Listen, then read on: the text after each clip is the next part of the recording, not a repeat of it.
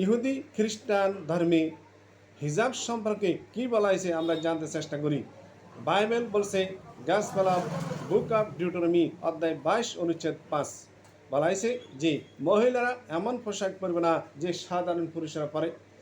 তারপরে বলা হয়েছে পুরুষেরা এমন পোশাক পরবে না যে সাধারণ মহিলারা পরে, তার মানে বিপরীত লিঙ্গের পোশাক পরবে না।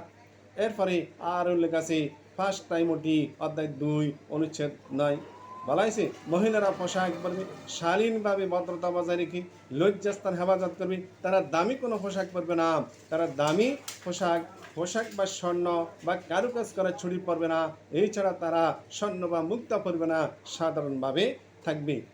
আর উল্লেখ আছে ফার্স্ট করন্থিয়া অধ্যায় 11 অনুচ্ছেদ 5 এবং 6। 5 নম্বরে উল্লেখ করা হয়েছে যে যে মহিলা তার মাথার কাপড় দিয়ে মাথা ঢেকে রাখে না সে তার চুলকে অসম্মান করে, সে তার চুলকে অসম্মান করে।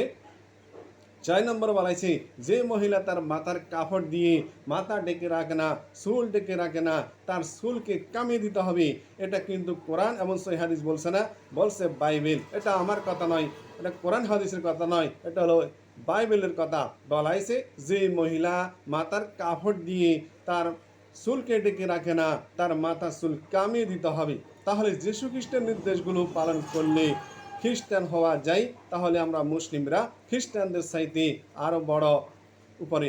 তাই আমরা পবিত্র কোরআন মানি, সহিহ হাদিস মানি। এমনকি ইহুদি খ্রিস্টান ধর্মে যে কথাগুলো উল্লেখ আছে আমাদের কোরআনের সাথে এবং হাদিসের সাথে মিলে যাচ্ছে, আমরা সেগুলো মেনে চলি। তাই ইহুদি খ্রিস্টানদের চাইতে আমরা বড় তাদের উপরে, কারণ আমরা মেনে চলছি। এছাড়া